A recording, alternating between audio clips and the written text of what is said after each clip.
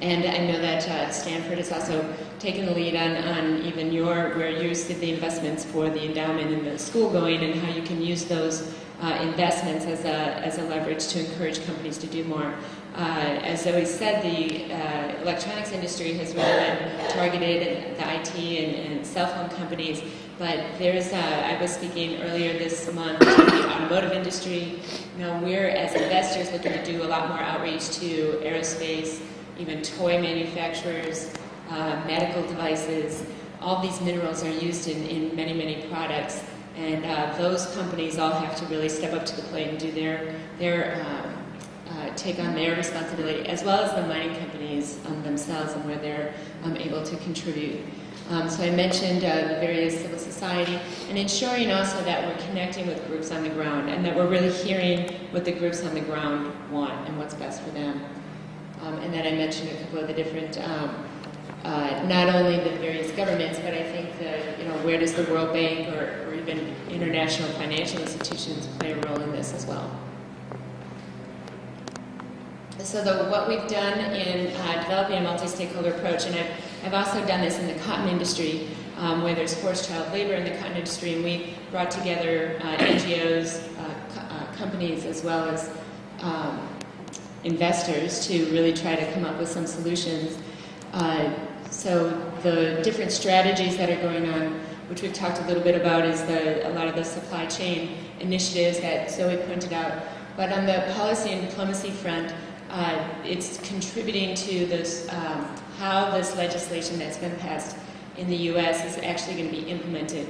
And so I helped pull together a variety of NGOs, companies, and investors to come up with a consensus document where we actually agreed on how that law should be implemented.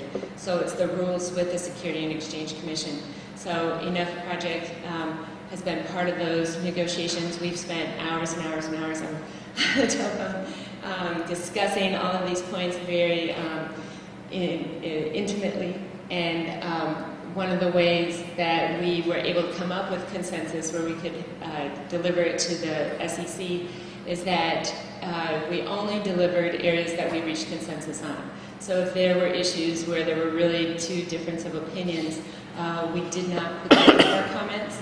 And part of how we also approached it is many of the organizations decided to send comments to the SEC on their own, in addition to through the multi-stakeholder group.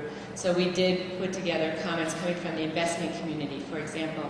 And so the way we said it is if there's issues that weren't brought up in the multi-stakeholder letter or recommendations, you can address those on your own. And so we didn't have to agree on every point. We just gave them the points that we did agree on, and that was a way that we wouldn't spend hours and hours just trying to, come up with a solution where really you had two different perspectives on how to approach that. But what we did ask is that everybody who signed on to the multi-stakeholder document for the SEC, that you didn't contradict what we had agreed to as a group in your own comments.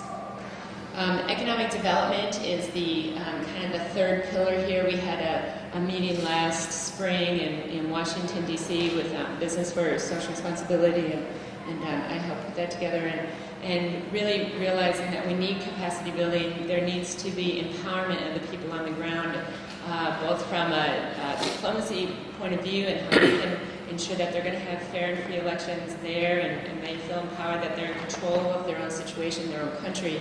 And we know the need is great for roads and schools and hospitals and all of that kind of thing. And I think the opportunity is there to see where can we ensure that there are the resources going towards supporting people on the ground, in addition to the diplomacy and policy and supply chain responsibility. The other thing I want to say on diplomacy is that there's now other conversations going on. The State Department is also mentioned in the provision 1502 of the Dodd-Frank Act. But we are looking as a multi-stakeholder group, again, to give guidance to the State Department. I mean, if we're going to them with one voice saying, these are the actions that you guys need to take, and when the NGOs have the companies sitting, with them, delivering the same message, it's a lot more powerful to the U.S. government than if the groups are contradicting one another, or, you're not sitting in the same room together.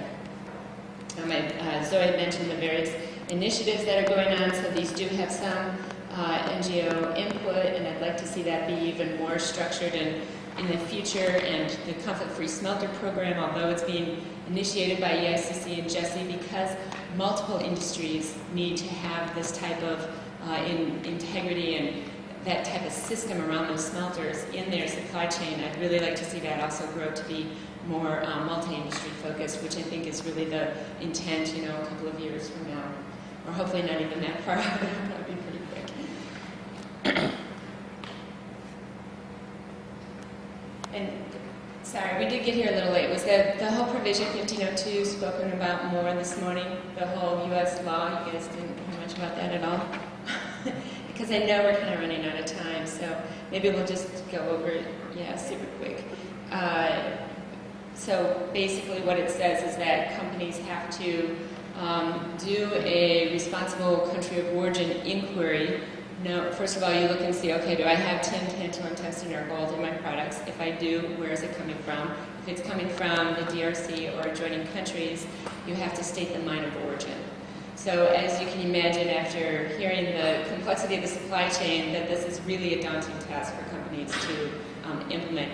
And not only do you have to say where it's from, but you are also need to say in your conflict mineral report to the Security and Exchange Commission.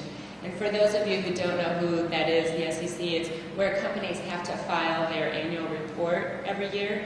It's the organizing, the governing body through the U.S. government that manages publicly traded companies in the United States who are traded on the U.S. stock exchange. So you have to say whether or not any of your products are not DRC conflict-free. And that report has to be certified by a third-party auditor. So that's the other thing, is that you have somebody checking to ensure that all the information in there is accurate. So the proposed rules, draft rules came out in December, and so as they had public hearing, well, not a public hearing, but public input. So we gave input in November. Public rules came out in December, and then we gave input on those draft rules. The final rules are due out April 15th, but everybody's told us that that's going to be delayed. We're not sure how long. I've heard 30 to 90 days, so it could be as late as July, as early as May. But what part of that rule is also is that the reports, companies, it's their first fiscal year that they have to look and start gathering the data on, and then report, you know, at the end of their first fiscal year after the rules come into existence.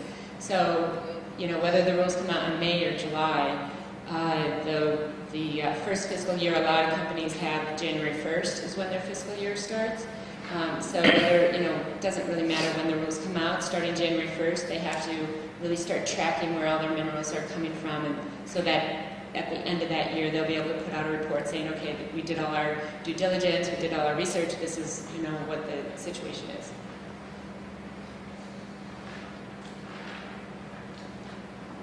So the groups that I had mentioned earlier in regards to agreeing to consensus and comments and recommendations to the Security and Exchange Commission, we had 7 corporations, 8 NGOs, and 9 investors who signed on to that document. And although it was, we worked closely with the IT and telecommunications industries, we also had Ford Motor Company and Medtronic, who's a big medical device manufacturer, as well as GE. You know, and so we're really trying to say, okay, what are the concerns, and can we get agreement, multi-industry agreement, to how due diligence should be laid out, how country of origin, you know, inquiry should be implemented.